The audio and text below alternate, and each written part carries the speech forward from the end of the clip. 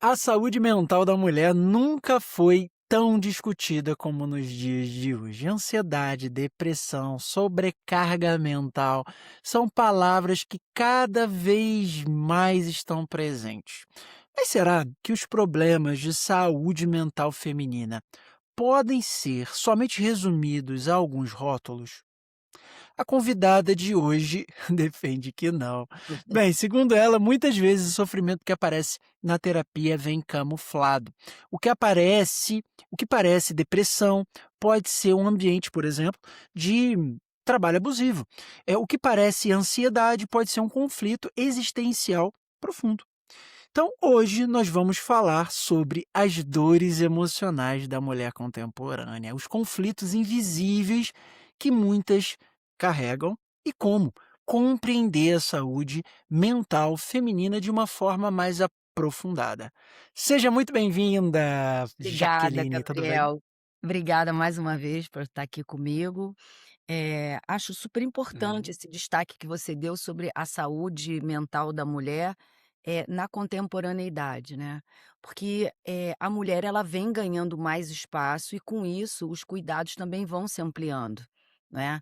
Antigamente a mulher era vista, assim, como aquele foco, como aquela parideira. Então todo o cuidado da mulher era dependendo da fase da vida, né, quando era novinha, ela não podia brincar para não ralar o joelho, porque ela ia estragar o corpo. E aí na hora de casar, como é que ia ser, né.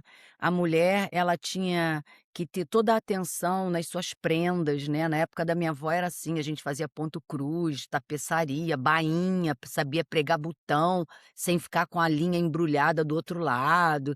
Tinha todo um cuidado, assim, a mulher tinha que ter prendas, né, para ela poder casar. Não é só ser bonita e tal e cuidada. E assim vinha. Então eu diria que em cada época do mundo, a mulher ela traz a sua expressão, ela traz as suas, entre aspas, muitas aspas, as suas responsabilidades, mas sobretudo essa marca, até pela nossa cultura, né, que é judaico-cristã, essa marca da mulher biológica, mulher parideira, né, a mulher que tem filhos. "Eu sou mulher, eu tenho filho", né, a gente vê muito isso hoje na cultura trans. "Ah, ela não é mulher porque ela não pode ter filho", enfim. Então a gente vai entendendo que as demandas, a época da vida, a cultura, são muitos fatores que vão ter esse impacto, essa influência dentro da vida da mulher, né. Hoje a gente já observa, né, o Gabriel, que a gente consegue escolher, por exemplo, não ter filhos, né, mas antigamente isso eu lembro quando eu era menina e eu disse: "Eu não quero ter filhos", né, e uma prima minha disse assim: "Mulher que não dá filho não presta para nada", eu lembro dela falar isso, né, e aí ela casa muito jovem também, acho que tinha 19, 20 anos, enfim, e isso se perpetuou. E muitas mulheres, que não tiveram filhos por alguma razão, se sentiam mulheres inapropriadas, né. "Ah, eu não tive filhos, eu não consegui ter filhos", ou então adotam o filho, mas não quer que ninguém saiba, porque dentro de determinado momento nas gerações passadas, isso era um drama, não é. Então hoje já não é mais assim, para muitas, mas em alguns lugares isso ainda é muito relevante, né, no interior do país, em lugares menores, né. Quem é que vai herdar? Quem é que vai levar o nome da família? Quem é que vai perpetuar? Nem que seja pobreza, mas isso é levado em conta, tá. Eu sei porque eu tenho uma casa no sul de Minas Gerais, aqui no Brasil, e eu observo a fala das pessoas, né, se o filho é parecido com o pai, se o primeiro filho é homem, né, tem todo um lelê em torno dessa questão. Mas enfim, a mulher hoje, ela já mudou muito a sua condição social, e obviamente influenciando também, todo um cenário cultural, mas a gente sabe que isso tudo é muito devagar, né, não é assim. E com a saúde mental também não foi diferente. A mulher é tida como: "Ah, ela é muito afetada. Ah, e aí, tem alguém que tá com ela? Tá saindo com alguém? Deu pra quem? Ah, então tá precisando de homem, hein. Ó, tá muito nervosa". São expressões que estão muito no repertório do que se refere à mulher, né, que sempre foi ultrajada, subjugada, inferiorizada, posta em segundo plano, né. Hoje, isso acontece sim, mas já tendo a devida atenção, então a gente já pode entender que isso é um avanço, porque antigamente era tudo muito silencioso, não é, era tudo muitos problemas, né, e muitos segredos. Hoje não, hoje a gente consegue falar mais, a gente tem aí uma sociedade mais pronta para ouvir, não que ouça, tá, mas vamos dizer assim, já está sendo preparada para ouvir melhor. Então isso são avanços que a gente vem tendo. E essa métrica a gente vai trazendo, obviamente, da ciência, da pesquisa, das pesquisas no segmento social, na pesquisa do segmento da antropologia, né, e cultural e tudo mais, que a gente vai relatando e vai trazendo e vai costurando e vai dando um novo formato. Porque de verdade, eu cabe ressaltar aqui, Gabriel, a ciência não está preocupada com nada disso. A ciência é a ciência, é um método que coleta e faz a sua estatística, dá a sua definição naquele momento, aquele resultado vai se transformar numa nova pergunta para que a ciência faça o seu papel. Então, achar que a ciência é dona da verdade, não, a ciência não está preocupada em ser dona de nada. Pelo contrário, a ciência é a ciência, como a filosofia é a filosofia. Né, quem está preocupado, entre aspas, em ser dono de verdade é uma pessoa muito distante do que é a vida da ciência, do que é a vida da filosofia, do que é a vida de um livre pensador, né. Então Com assim, certeza. Quando a gente fala, em evolução e a gente olha para a saúde mental feminina, hum, parece que as pessoas pensam imediatamente em ansiedade, ou depressão, mas a prática clínica, na realidade é muito mais complexa do que isso, não é? sim, eh excelente, pergunta, porque quando a gente fala em saúde mental, as pessoas tentam associar isso a uma saúde psicológica, e essa psicológica não é mensurável nem palpável. É muito comum, eu sempre falo isso, porque é muito comum as pessoas dizerem o quê? "Ah, isso aqui é psicológico", então é como se: "Ah, isso aí não é nada, isso é psicológico", né, "Ah, não é nada". Então assim, ou tentam associar o psicológico ao emocional, né. Na verdade, o psicológico, ele tem a ver com o comportamento, né. A psicologia, enquanto ciência, o seu objeto de trabalho é o comportamento e o que se associa ao comportamento, ao pano de fundo do comportamento, né. Só que ela dá destaque exatamente a essa melhor expressão do sujeito humano. Né. E ela vai falar, por exemplo, da sua subjetividade, ela vai falar dos seus estímulos, ela vai falar das suas dores, ela vai falar dos seus sucessos, né, vai falar do seu funcionamento neurobiológico, ela pode abordar pela perspectiva que quiser, mas, como dizia minha velha avó, frigir dos ovos, né, o que a gente trabalha é com comportamento. E a saúde, mental da mulher, ela não se limita à emoção, não é?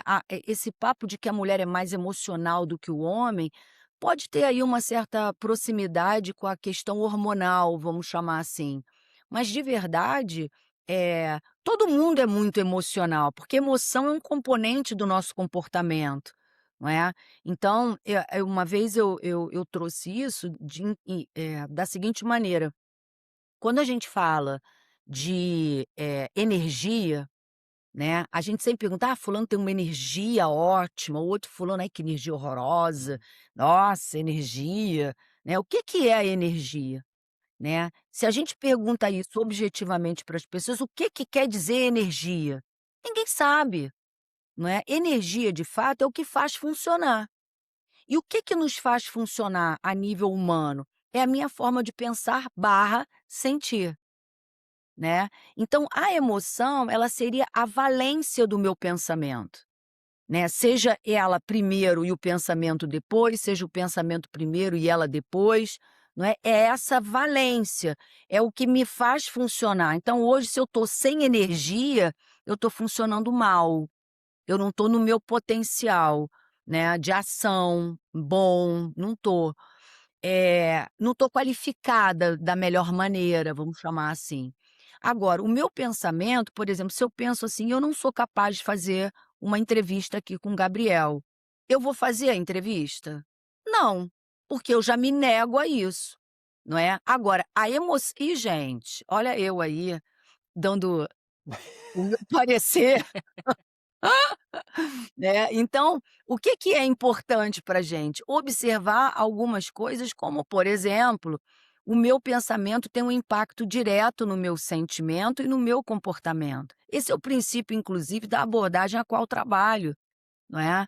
Eu, falando sobre questões emocionais, não é, a mulher ela em muitas culturas, inclusive religiosas, ela era protegida. Você sabe que a mulher indígena, em algumas tribos, ela não faz comida quando ela está menstruada. Ela fica de molho, fica deitada.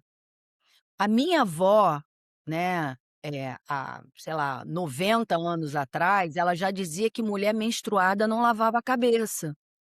Então você vê que tem coisas que acompanham de forma folclórica, mas que têm um sentido. Por exemplo, não bota o pé no chão, tá, saiu da cama, não bota o pé no chão frio, né, isso vai pode, dar cólica. Então eram coisas que o que que a gente vê? Que a nossa vida feminina era baseada na observação, né, então isso vinha passando de geração para geração, baseado em quê? Em informação. Então, hoje já não é mais assim somente. Existem coisas que a gente traz por observação, não é? Mas a ciência, insisto, né, a própria questão da biologia humana, hoje já se tem muitos porquês esclarecidos dentro desse viés. Não que vá dizer que botar o pé quente no chão frio seja bom, não é isso. Mas é dizendo que hoje a gente já sabe o que que isso significa, né. E é importante a gente perceber que quanto mais as pesquisas avançam, mais respostas a gente tem, mais a saúde mental da mulher vai ganhando o seu refino, o seu requinte. Exemplo, por que que uma mulher portadora de transtorno bipolar, ela a gente tem que ter cuidado com ela no pós-parto, né. Porque no pós-parto ela vai ter uma alteração de sono. E a gente sabe que o sono é um pilar fundamental dentro do transtorno bipolar. Se essa mulher não dormir o que ela precisa dormir, ela vai abrir uma crise, porque o sono é pilar. Então a gente sabe que ela pode ter filho sim, desde que ela tenha apoio, uma rede de apoio que possa dar uma mamada à criança, trocar a criança, para que ela possa se recompor durante a noite. Então, isso antigamente as pessoas não entendiam. Por que que a mulher ficava dotada de raiva, ou muitas vezes de um quadro mais, vamos dizer, mais irritadiço durante esse período e até durante também um período pré-menstrual, porque tudo tem a ver com o hormônio.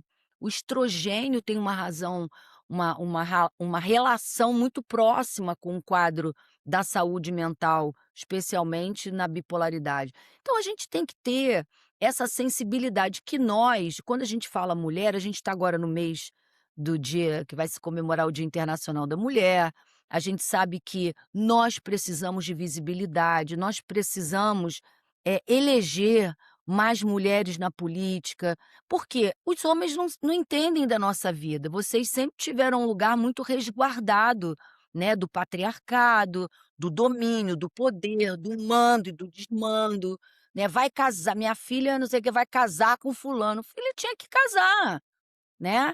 Se a menina transasse antes do casamento, o pai descobrisse, ele mandava internar a garota como louca, para não ter que desmoralizar o nome da família.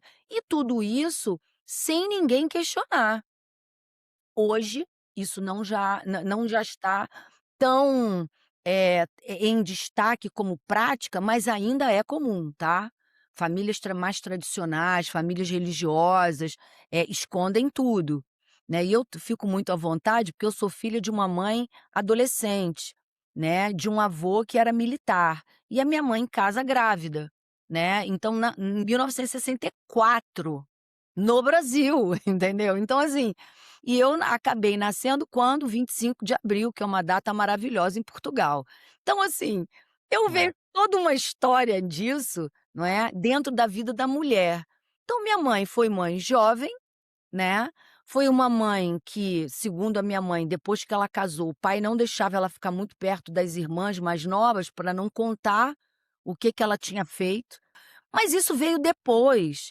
Então essas coisas que eram muito íntimas, muito particulares, ninguém comentava.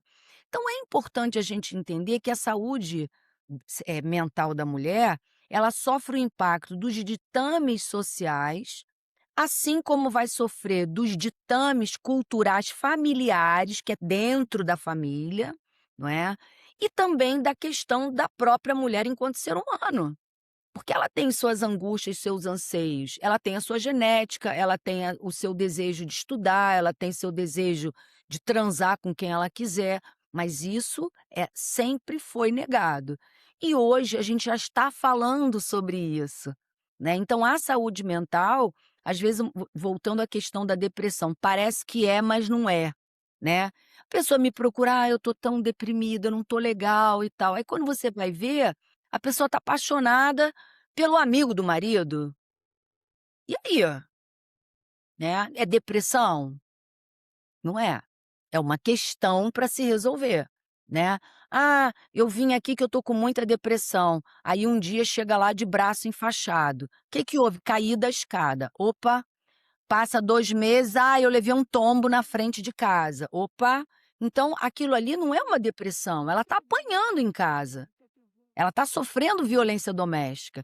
Então, a gente precisa ter essa delicadeza, porque, ora, essa depressão vai aparecer para a gente como um quadro, um transtorno de humor a ser cuidado, ora como sintoma de alguma outra questão da vida daquela pessoa. Então observe, são lugares que a depressão vai ocupar, que são lugares muito diferentes. Ora ela é um quadro, é patológico, tem demanda, tem motivo, um luto, alguma coisa. Outro momento, ela faz parte da vida daquela pessoa como consequência de algo que está acima e que a gente muitas vezes não vai saber na primeira, na segunda, nem na terceira sessão de terapia. Não é? Então é isso, a gente precisa ter essa delicadeza, porque a saúde mental, ela não é estática, ela não é feita por observação, ninguém é louquinho de olhar e falar: "Ah, tá em depressão e tá valendo". Não, tem que avaliar, tem que ter escuta ativa, tem que observar como é que essa pessoa está agora. Destaco, em terapia, em psicologia, a gente lida com atos, dados e fatos.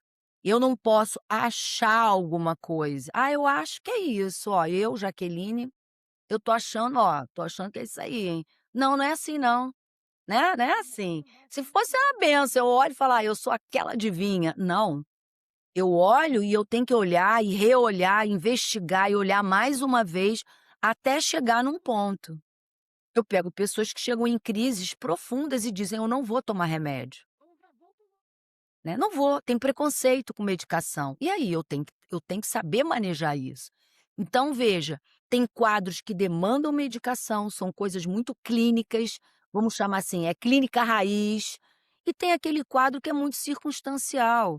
Embora, para todos os casos de pessoas que me procurem, a terapia como acompanhamento terapêutico, que é uma prática, a psicologia clínica, que é outra prática, a neuropsicologia, às vezes, também há demanda para ela, é uma outra prática, e a própria psicoterapia, que tem a ver mais com questões existenciais, não é?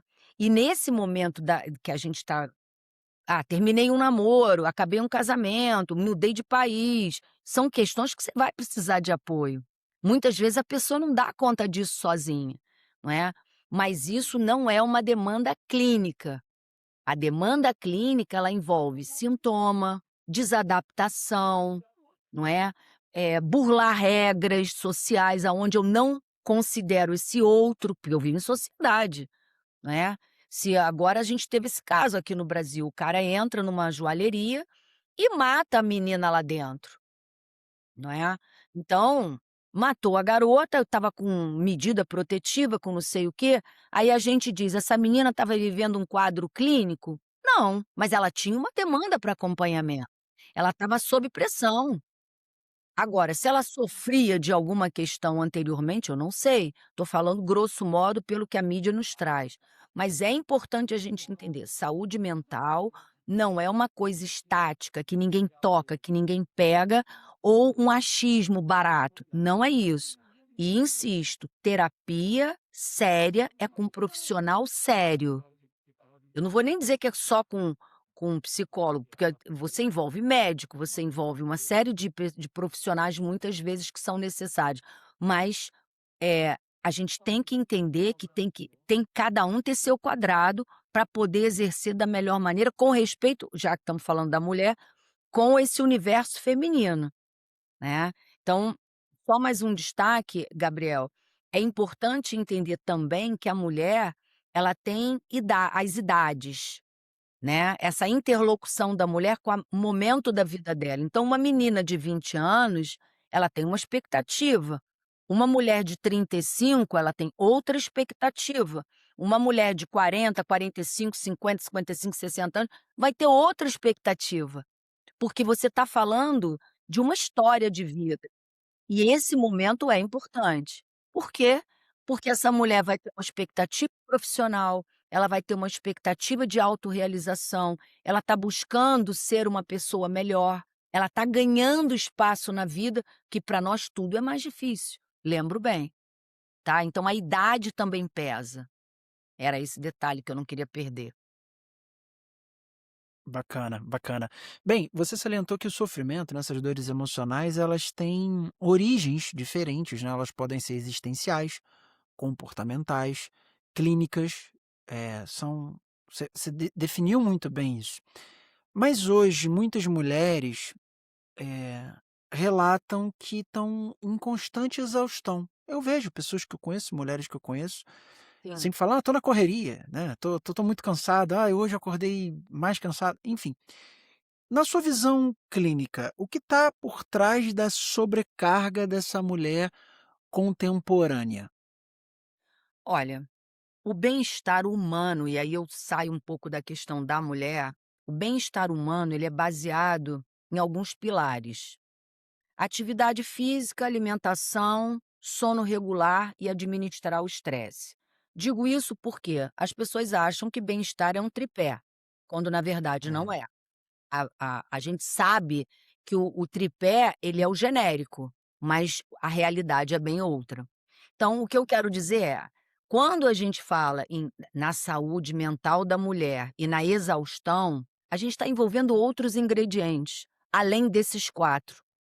Tá. Então se é uma mulher que não come bem, que, eh, consome mais o que dá na prateleira do que o que dá na natureza, se é uma mulher que não dorme as horas que ela precisa, se é uma mulher que tem uma autoexigência, que veja, quando eu falo atividade física, eu não estou falando de exercício físico, eu estou falando de manter o corpo em movimento. Eu não estou falando da uhum, mulher que vai para academia, ficar lá 2, 3, 4 horas, né, desorientada naquele negócio, não é isso. Eu tô falando da mulher que se cuida enquanto ser humano para ter uma saúde integral, beleza. Então até aí, isso é para todos. Essa exaustão da correria, né, eu vejo que tem muito a ver com a cultura que se está vivendo hoje. Porque além uhum, desses 4 pilares no administrar estresse, lembrando bem, nós seres humanos somos seres senso-perceptivos, ou seja, a gente funciona à base do estímulo que a gente percebe no ambiente que está inserido. Lembrando que hoje a gente tem um ingrediente que, por exemplo, há 10 anos atrás não era tão frequente e intenso como é o mundo digital. Então hoje a gente não pode hum, perder de vista que o nosso cérebro ele está numa sobrecarga, e aí não é o cérebro da mulher, é o cérebro humano, né. A grande massa verdade. média humana, A massa medíocre, a média, ela está inserida nisso. Hoje a gente tem seguidores, né, a gente é seguidor. É uma coisa assim, né, a gente fica meio a gente parece que regrediu, né, então a gente segue pessoas, a gente não consegue ter o quê? Um torque de autonomia, né, de iniciativa para as coisas. A gente fez uma pesquisa, há uns anos atrás, sobre inteligência, e a gente viu que as pessoas menos inteligentes era que se percebiam mais inteligentes. Né. E a gente viu que as pessoas muito inteligentes, elas não tinham certeza se eram tão inteligentes. E a massa crítica, ela não sabia o que era. Normalmente ela imitava terceiros, né. Então essa coisa do seguidor, ela já tem ali um pano de fundo para ter esse nome, né. Então, veja lá, os menos inteligentes, ou seja, os mais idiotas, os mais burros, achavam que eram muito inteligentes, né. Então você imagina hoje o sujeito que entra na internet, assiste 3 vídeos no YouTube e ele acha que é PhD em política, né. Ele acha assim: "Olha, agora eu acho isso aqui mesmo", tá entendendo? É isso aqui que eu tô vendo e tudo. Aí você olha para isso e o cara tem total certeza, pela senso-percepção dele, que ele é muito inteligente, né. Então a gente está falando de quê? De uma distorção, porque ele tem, na verdade, a profundidade de um pires, e ele acha que ele é dono de um entendimento complexo, sabe. Por isso eu tenho muito cuidado quando eu falo aqui em saúde mental, porque a gente sabe que o veículo hoje que a gente utiliza, que são as redes sociais, propagam conceitos e sentidos e compreensões e tudo mais. E essa propagação, ela precisa se aproximar o máximo, pelo menos dentro da minha responsabilidade, daquilo que possa ser de fato, né. A gente tem um filósofo, o Immanuel Kant, que ele dizia que a gente nunca ia conseguir saber realmente a verdade, não é, porque quando a gente olhava para as coisas, a gente se via muito mais nas coisas do que as coisas eram. E é verdade, né, a gente acaba dando nome para alguma coisa que a gente pensa que é a partir do nosso banco de dados, que é pessoal, mas aquilo talvez não seja, né. Então a terapia, por exemplo, falando a nível mais existencial, ela se aproxima muito disso, de fazer com que você perceba quem é você, quem é o outro e que existe uma proximidade, mas não uma definitude em cima disso. Então o ideal da terapia é que a gente dê um clique, se conecte para a gente saber quem é, porque assim fica menos difícil eu atribuir ao outro o que não é dele, porque eu já sei o que é meu. Mas isso é um trabalho, não é, para a gente poder se aproximar de uma interpretação menos distorcida ou embaçada, vamos chamar assim. Então, retomando Aham. a questão dos sintomas, da correria e tudo mais, eu entendo que a mulher hoje ela precisa se apropriar daquilo que ela é e do que ela pretende, sabe. E criar uma meta, um propósito na vida dela, ter a sua melhor expressão. Por que digo isso? Isso é existencial, mas para nós mulheres isso é vital, não é? Porque hoje a gente você vê, em 2012 a Organização Mundial de Saúde disse, relatou que, eh, a morte de mulheres no mundo, né, esses 35% que são mortas por parceiros íntimos, né. 35% das mulheres que morriam lá em 2012 foi levantado isso, ou seja, 10 anos antes veio sendo hoje nem se fala, né. A gente já tinha em 2012 essa estatística de 35% sendo mortas por parceiros íntimos. Só que a mulher ela é violentada, abusada, sacaneada, humilhada, ultrajada desde que o mundo é mundo, não é. Eu quero lembrar que na história da humanidade, dessa era que a gente está, a gente começa com uma sociedade matriarcal, aonde a mulher era tida como um ser divino porque ela dava à luz.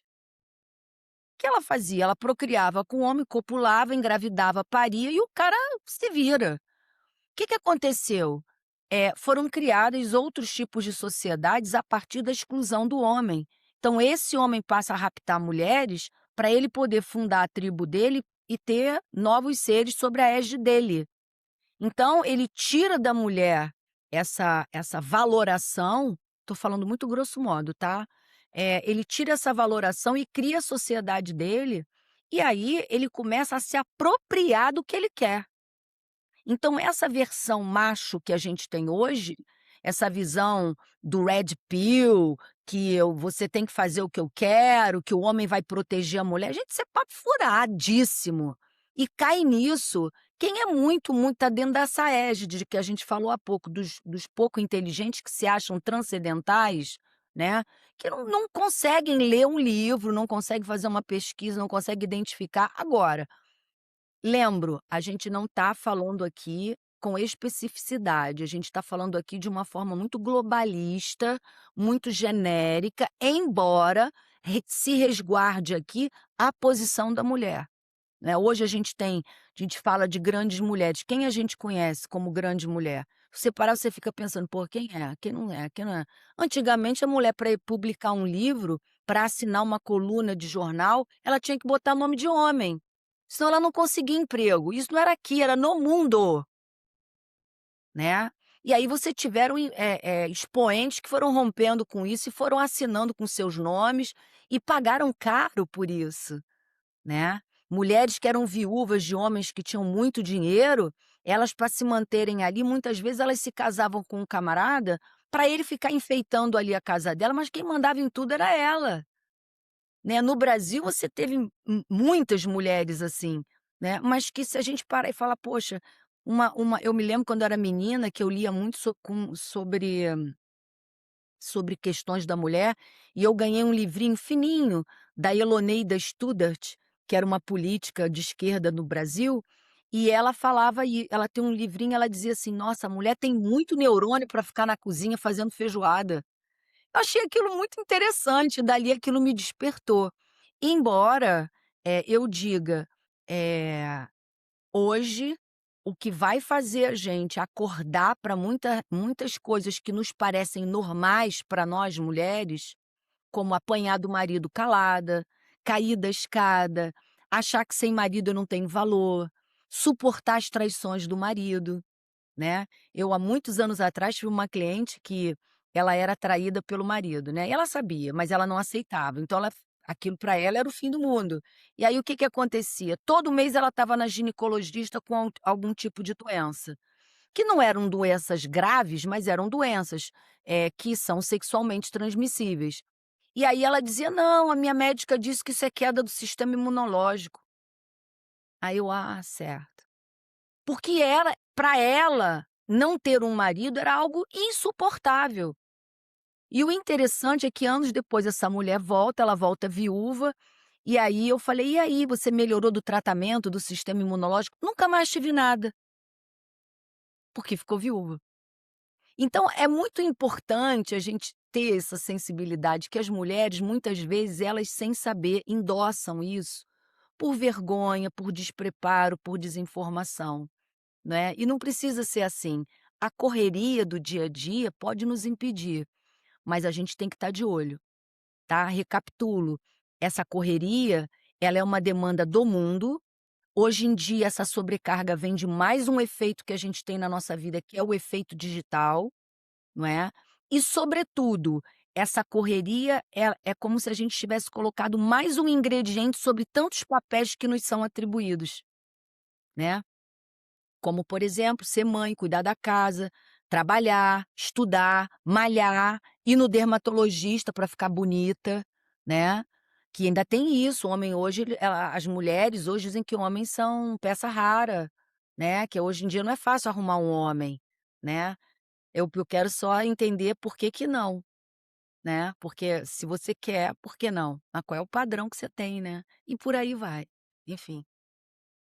Então, você quer dizer que a forma que a mulher interpreta a a própria vida tem impacto direto no sofrimento emocional e na saúde emocional dela?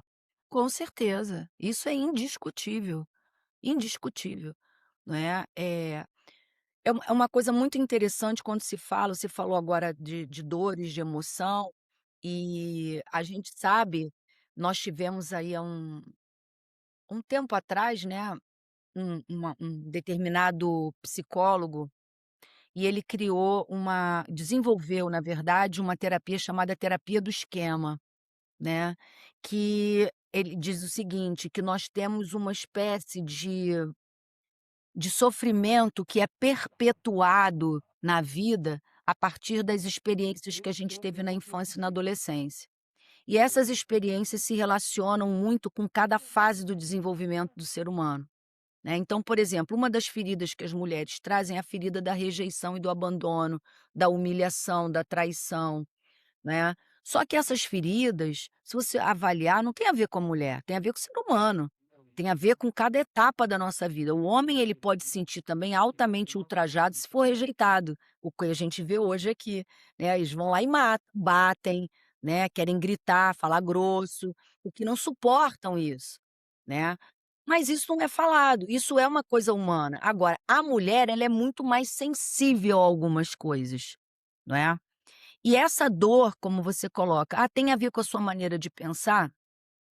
Tudo tem a ver com todas as maneiras de pensar de cada um de nós, não é? E a mulher, quando ela traz essa demanda da maneira dela pensar, a mulher, como é que ela é educada?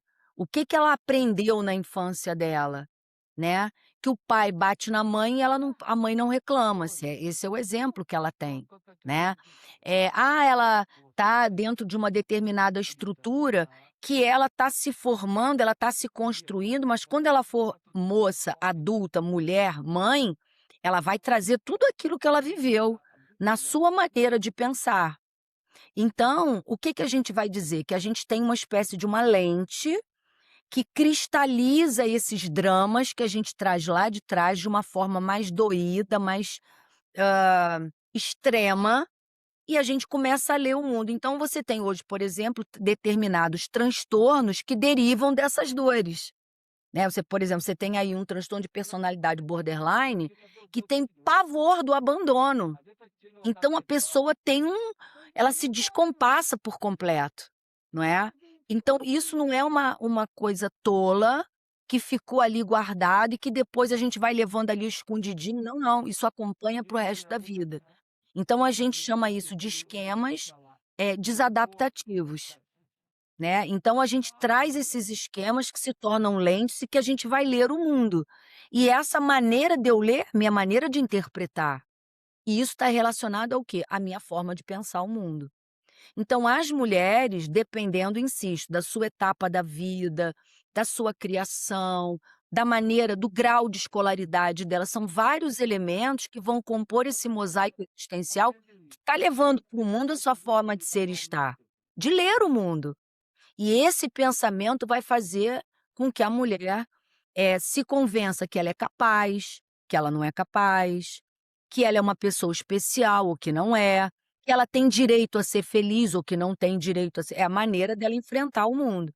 Então aquilo que você me perguntou antes sobre a correria, também tem a ver com isso, eu tenho que dar conta de tudo, senão eu não tenho valor. Então ela entra numa espécie de uma multitarefa e não cessa nunca. Né, e fica com aquele pensamento dentro dela: "Ó, você hoje não fez isso. Ó, você tá gorda, hein. Ó, você tá ficando velha. Ó, você teve filho, teu peito tá caído, hein. Ó, você já não tá dando mais para teu marido como devia, ele vai arrumar outra, hein. Não, querida, marido trai porque é cretino, ele não trai porque você tá gorda", sabe. Não é assim que funciona. Marido faz isso porque o marido tá autorizado socialmente, culturalmente a fazer.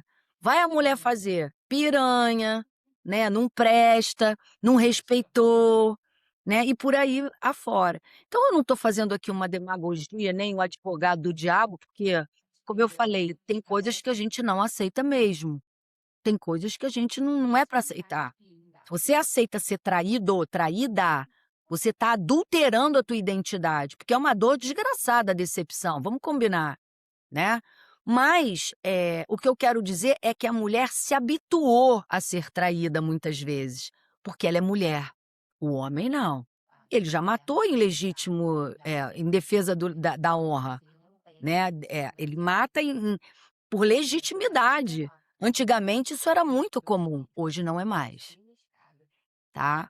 Hoje não é mais, hoje isso é crime, crime tem feminicídio, o Brasil tem Lei Maria da Penha, que aliás em Portugal não é assim.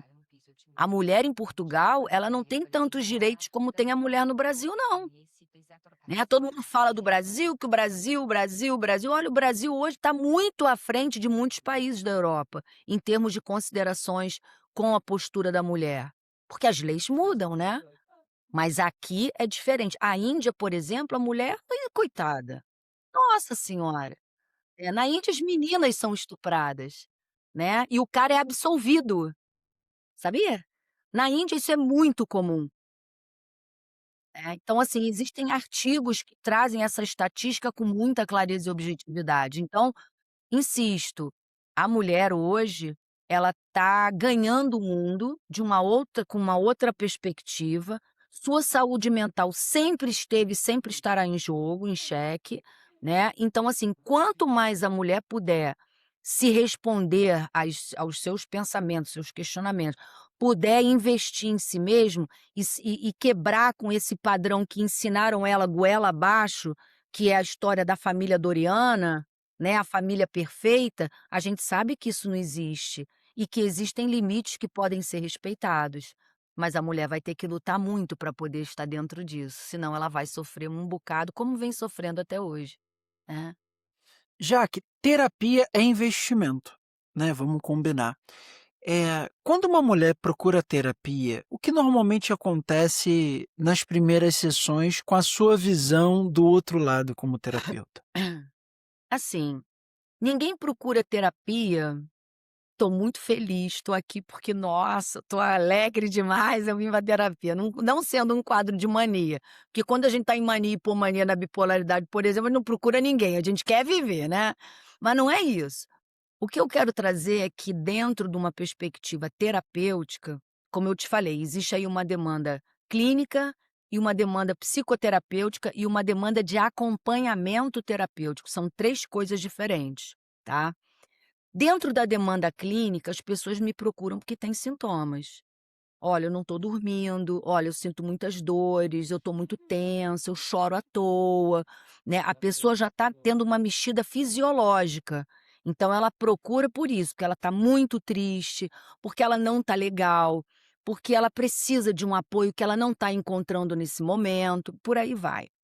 Nas questões existenciais já é diferente, tá. As pessoas te procuram, às vezes, porque elas não têm respostas para se dar.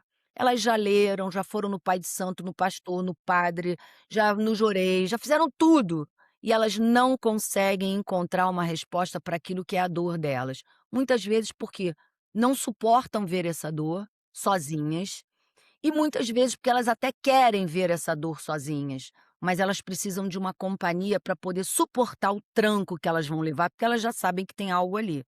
Então veja, a questão existencial, um exemplo, atendi uma menina que eu sempre mudo algumas coisas aqui por uma questão ética e por uma questão, enfim, da própria estética do canal, né. Mas enfim, eu atendi uma moça que me procura com 30 anos, não é, e ela quando me vem nesse dia, por exemplo, ela vem com o braço numa tipoia, né, e ela me diz que ela trabalhava muito, que ela estava muito cansada, que ela precisava tirar férias e que ela estava casada há 2 anos. E essa moça, ela era uma moça que tinha vindo do interior do Brasil, fez um concurso público e naquele momento ela ocupava um cargo alto dentro da hierarquia lá que ela trabalhava. E essa moça casa com um comerciante de beira de praia, aqui do Rio de Janeiro, lá da região dos Lagos.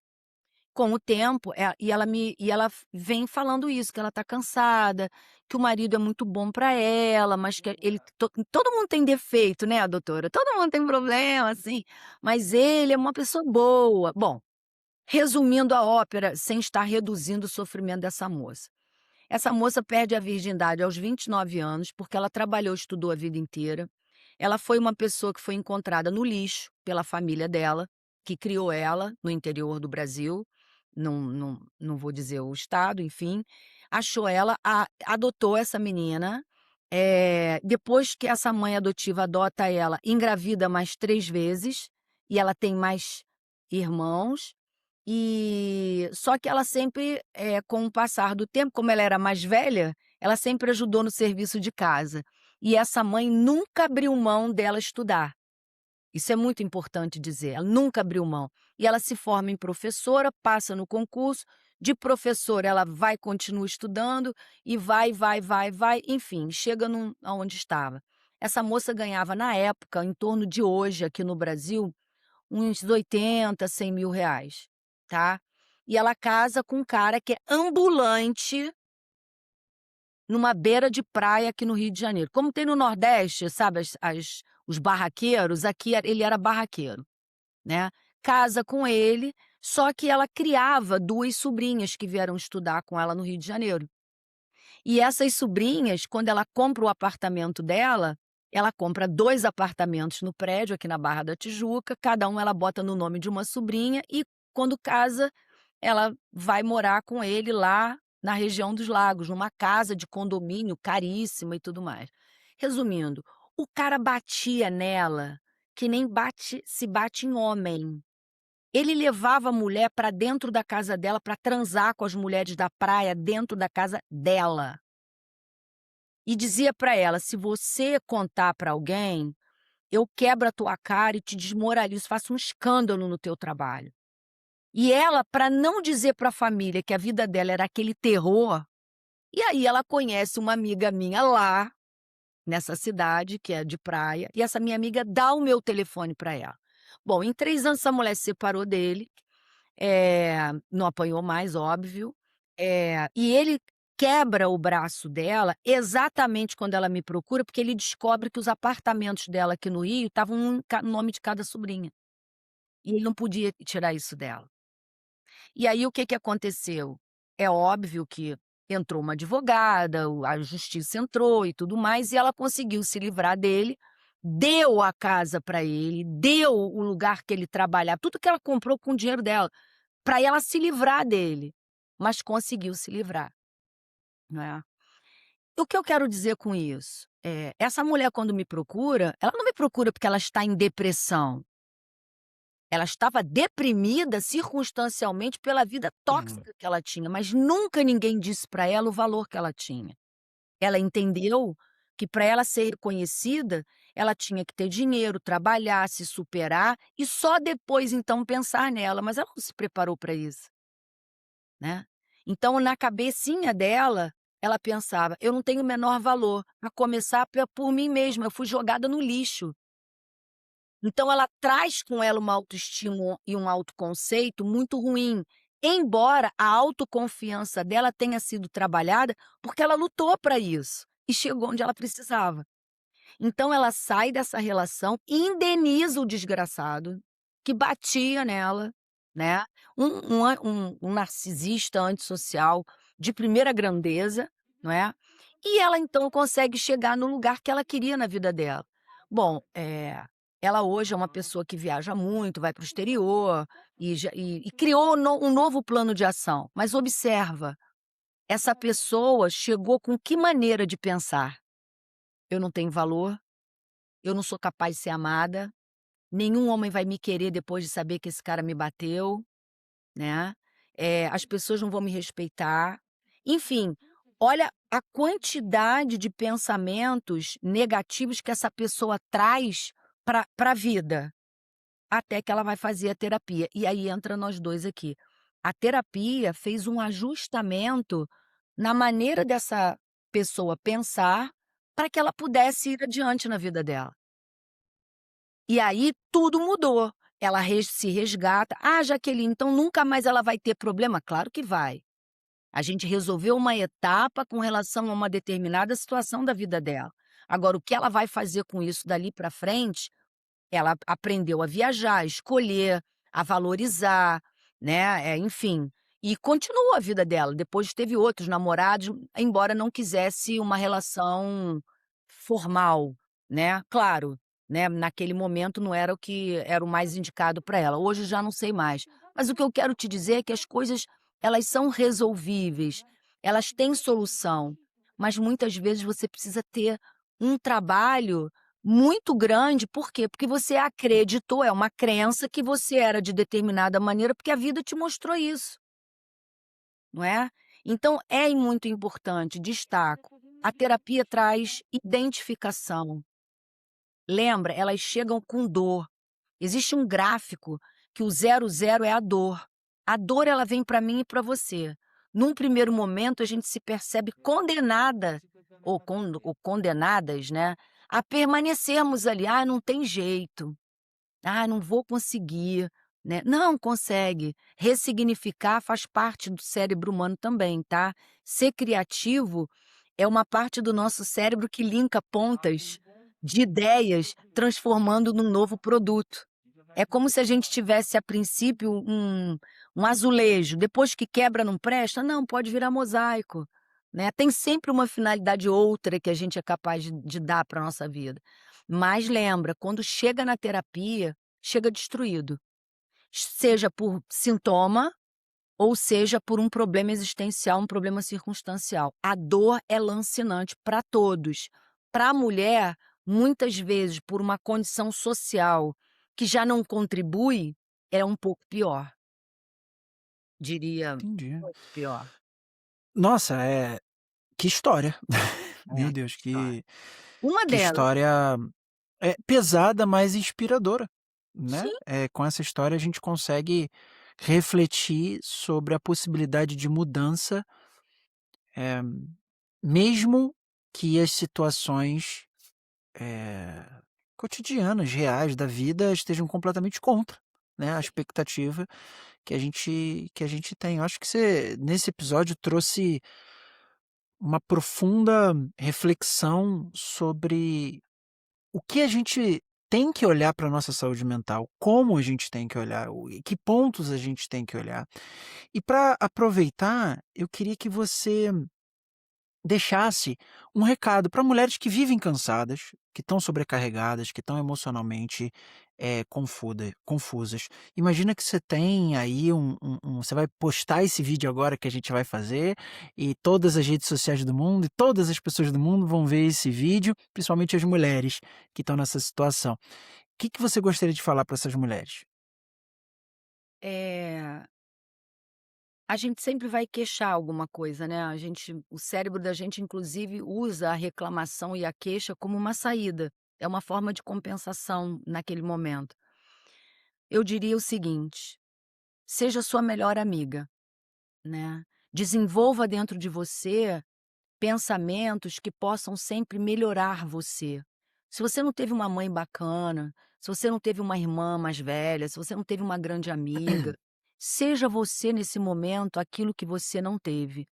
Aprenda que você cresceu e que hoje você tem força, competência e elementos para construir o formato da arquitetura de vida que você quer.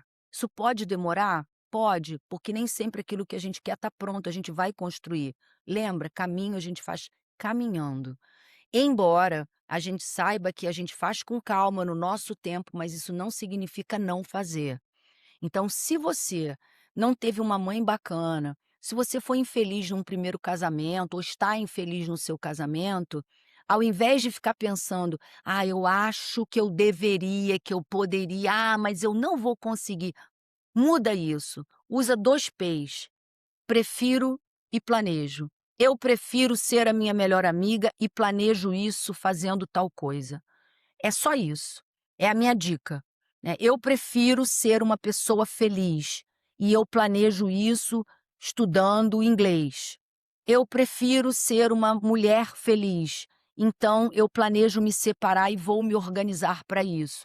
E se não tiver tempo de se organizar, use os elementos que estão à sua mão, lembrando que tudo passa. Nada é para sempre, a vida é passageira em todos os aspectos. Todo dia a gente acorda melhor do que foi ontem e pode acordar amanhã melhor do que está sendo hoje. Então vamos trabalhar dia após dia. Lembra, o que faz a mudança é a repetição. Então eu trago isso para as pessoas. Prefiram alguma coisa melhor e se planeje para que isso aconteça. Faça um pouco a cada dia. Tem gente que começa a se curar de depressão arrumando uma gaveta de biju, outras cortando a unha do pé, outras só sentando na cama mais cedo para depois começar a educar o horário do sono. Cada um vai ter a sua história, vai ter um caminho, mas o importante é que tenha ação. Lembra? terapia não é busca de resultado, é encontro de sentido, significado e propósito. Do contrário, a gente fica pelo meio do caminho. Por isso que muita gente não quer ter o trabalho e aí fica ali. Aí é uma outra questão, uma outra escolha para um outro podcast. É verdade. Jaque, muito obrigado por você trazer essa Obrigada. visão tão profunda sobre a saúde mental feminina. Bem, se você está assistindo esse episódio aqui, quer acompanhar mais o trabalho da Jaque, o Instagram dela está aqui embaixo. Curta, compartilhe esse episódio, se inscreva no canal e ative as notificações para você sempre estar a par do próximo episódio de podcast. Bem, se esse episódio fez realmente sentido para você, compartilha com uma pessoa que precisa dessa mensagem. E se você tiver alguma dúvida, não deixe de comentar aqui embaixo essa dúvida, porque a Jaque também vai responder. Jaque, mais uma vez, obrigado. Muito obrigada e divulguem, se gostarem, tá bom? Tchau. Tchau.